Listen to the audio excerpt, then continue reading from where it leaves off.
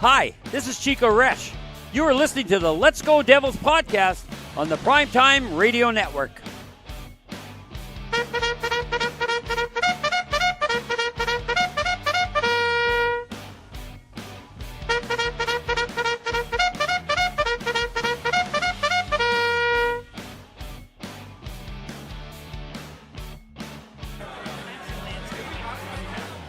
Happy Devils Saturday. This is Game Day Live, coming to you live from American Whiskey, 51 Edison Place, across the street from Prudential Center, next to Championship Plaza. As the Devils take on the Dallas Stars tonight. And, Sergei Brylin night. Sarge, I'm your host, Sam Wu, here with Vinnie, Parise at pucksandpitchforks.com, waiting on Shorts Guy right now, always notoriously late. But yeah, it's Sergei Brylin night. It's a packed house here at American Whiskey. Vinny, how are you tonight? I'm doing very good. I'm excited to see the Devils celebrate Sarge. You played the little graphic before. Sarge! Sergei Brylin, what an interesting player he was throughout his time with the Devils. Wasn't a superstar, only scored 100 and some odd goals. He wasn't like, this prime time scorer or anything like that, but what he did was just be a tremendous depth piece on a team that won the Stanley Cup 3 times. And only 5 guys can say they won the Stanley Cup 3 times with the Devils: Brodeur, Niedermeyer, Stevens, Danico, and Brylin. And he was a rookie in the first year. He was able to help them get it done. It was a tremendous career. It's exciting to see him be a part of the Ring of Honor alongside Dr. John McMullen. Yeah, and before I introduce Shorts Guy, I just want to say join ourcrew.com.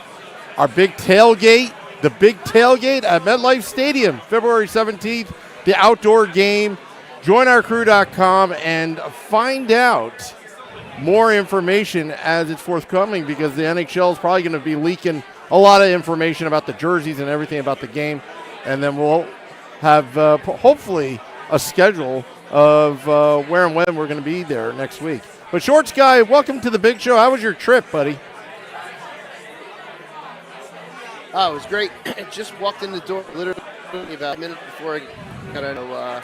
I was here. I wasn't late. I was here for the intro. I saw it all. You just didn't look at your phone in time. Well, I'm doing like 15,000 things behind the bar. You know what? I know. How about you show up on time?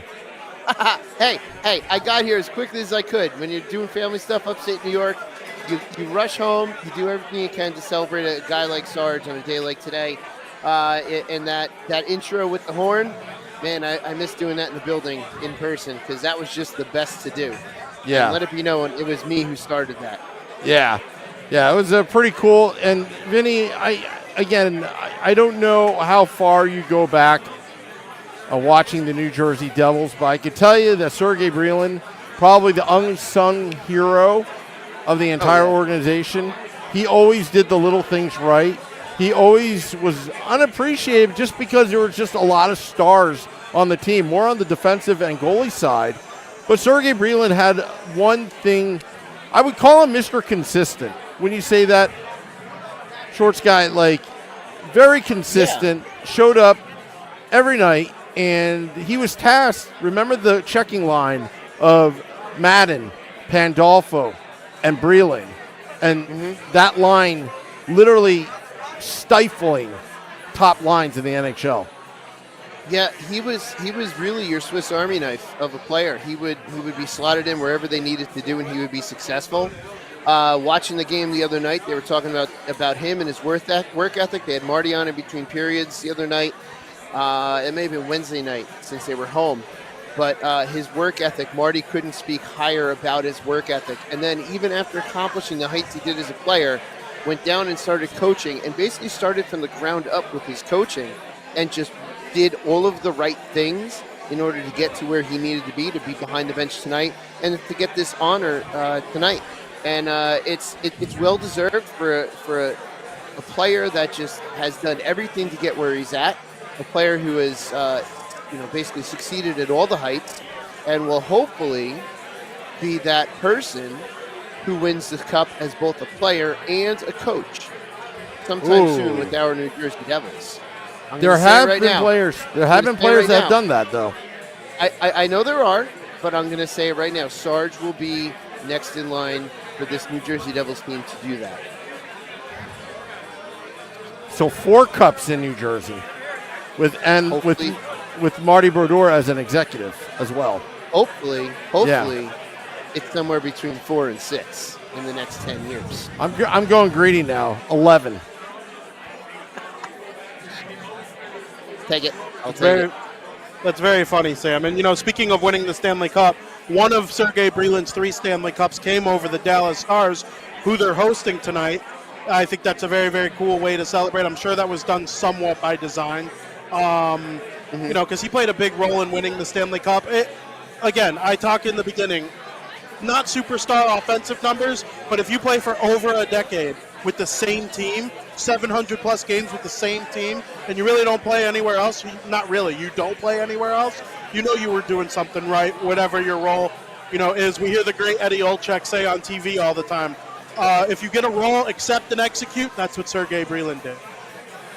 Oh, absolutely. And there's really, he really was a fantastic player for this organization, and one that was one of those players that fit in with the system. He fit in. He did everything that he needed to do, and he is a New Jersey Devil. He is what a New Jersey Devil can and should be going forward. And my hope is that the younger players look at this guy, look at Sergei Brylin, and they're like, you know what? This guy means a lot to this organization. He's not part of the 5 that are up there yet. He's not there yet. He could potentially be there at some point, as long as we don't get to be like those blue jerks and retire every number because they want people in the building.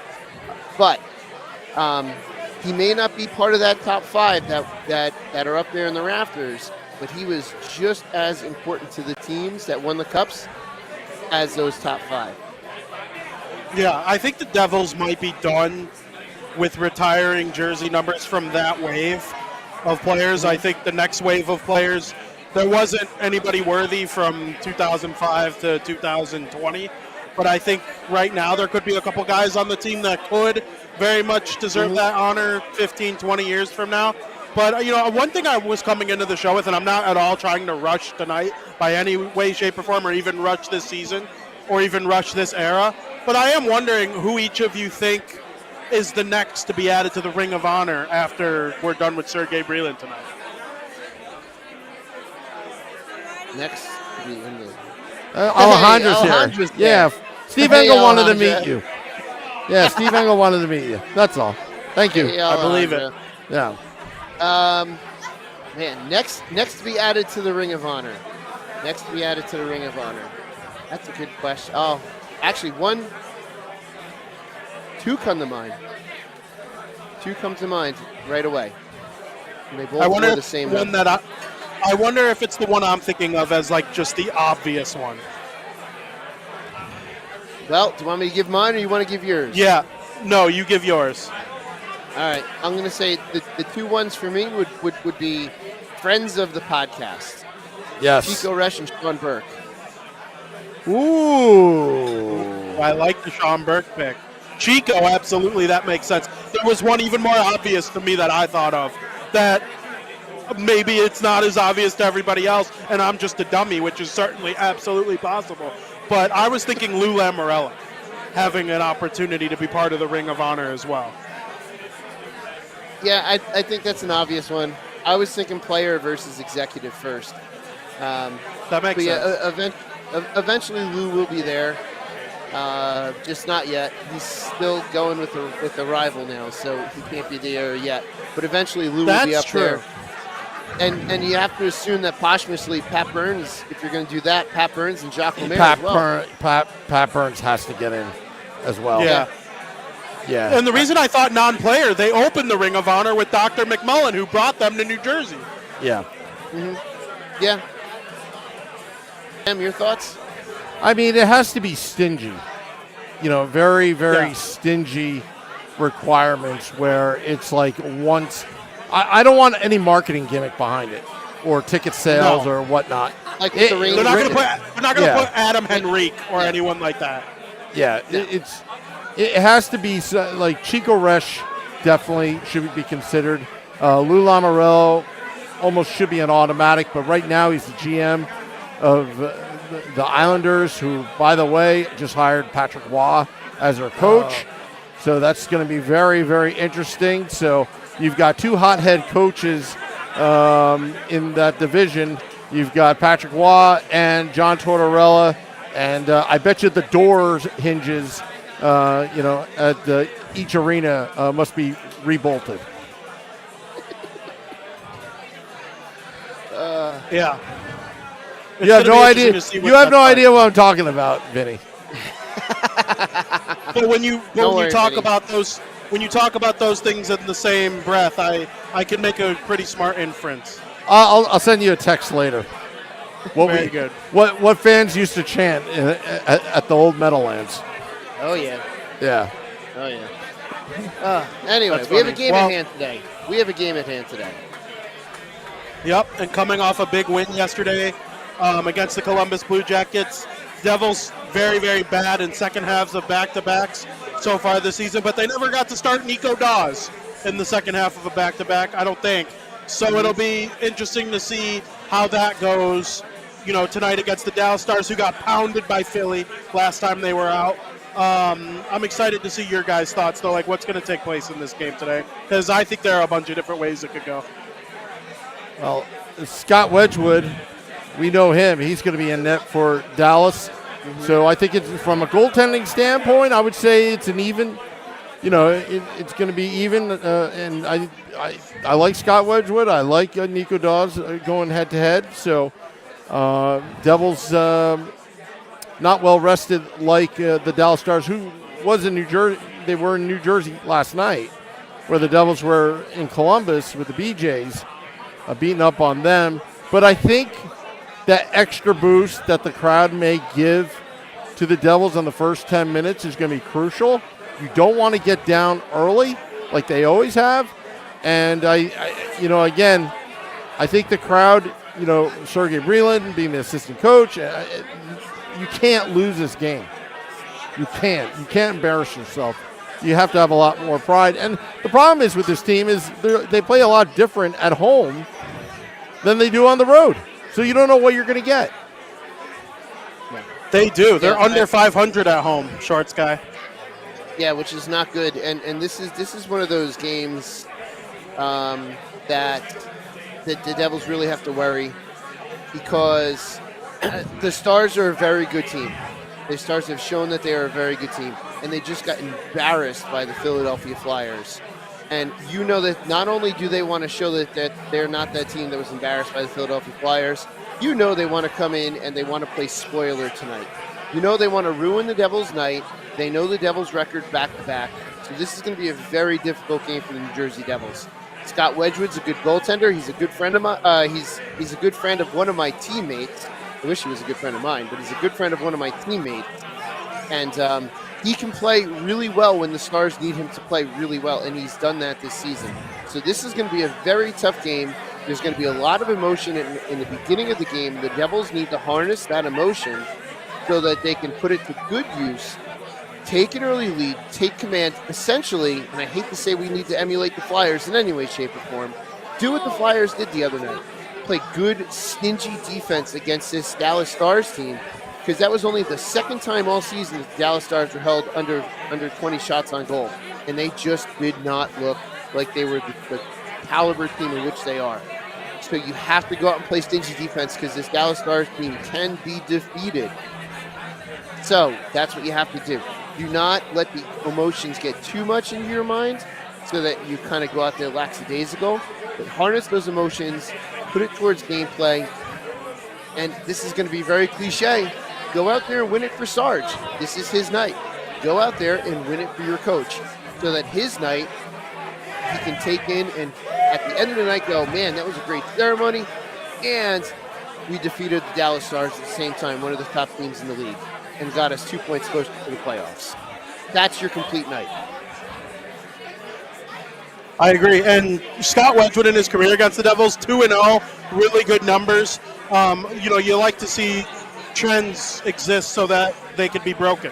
and that's what the Devils are going to be trying to do tonight. They're trying to break a couple trends. One of those trends, obviously, Wedgwood's dominance against them.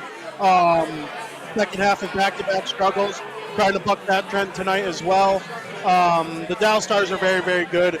I missed both pregame shows last season where the Devils played the Dallas Stars, and Sam Wu came up with the conspiracy theory that I just hate the Dallas Stars, and that's why I didn't want to do the pregame show either time.